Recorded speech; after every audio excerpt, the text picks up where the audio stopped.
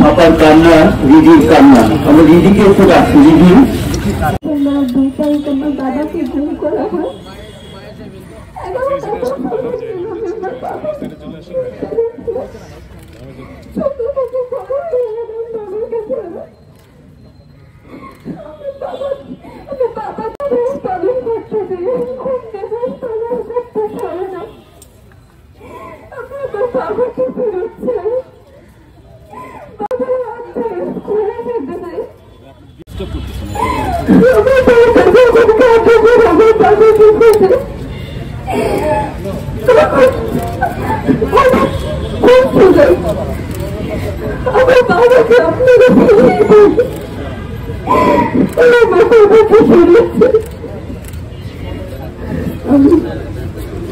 পাশে কারফন যার বাবা ছিল ড্রাইভার নেই।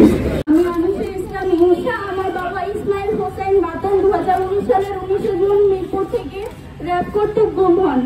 আমার বাবা গুম হওয়ার এই 6টা বছর আমরা রাস্তায় রাস্তায় বাবার ছবি হাতে দিয়ে দাঁড়িয়েছি।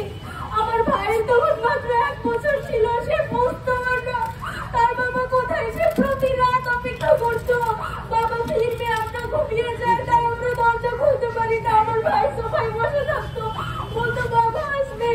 আমার ভাইটা এখন পর্যন্ত অপেক্ষায় আছে যে আমাদের বাবা ফিরে আসবে। আমার বাংলাদেশ দ্বিতীয়বার স্বাধীন হওয়ার পরও আমরা এখন পুরোপুরি স্বাধীন হতে পারিনি। আমি আমার বাবাকে ফেরত চাই। আমি আমার ভাইয়ের প্রশ্নের উত্তর দিতে চাই, সবাইকে জানাতে চাই আমার বাবার সাথে কি হয়েছে।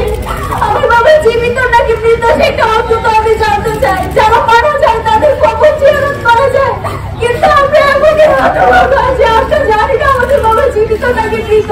আমি আমার সার্টিফিকেটে কোথাও আমার বাবা সিগনেচার দিতে পারি না, নামের আগে লিস্ট পর্যন্ত লিখতে পারি না। আমার নতুন সরকারের কাছে দাবি আমার বাবাকে ফিরিয়ে দিন। আমার বাবার সাথে কি হয়েছে আমি সেটা জানতে চাই। অবশ্যই প্রশাসনের লোক এখান থেকে তুলে নিয়ে গিয়েছে। আমার এই যে ছবি দেখছেন, এই ছবি নিয়ে আমার ছেলেকে আমি 10-11টা বছর ধরে রাস্তায় রাস্তায় ছবি নিয়ে দাঁড়ায় দাঁড়ায় তুলছি।